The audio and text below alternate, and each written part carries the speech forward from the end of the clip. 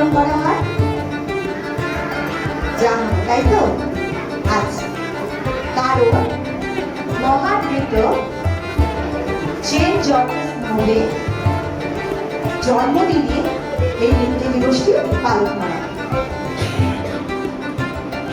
আমাদের ভারতবর্ষে ত্রেতা যুগ থেকে নৃত্যের সূচনা।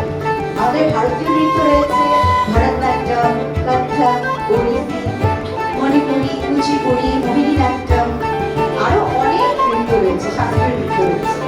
তার সাথে তোমরাও এখন আমাদের স্কুলে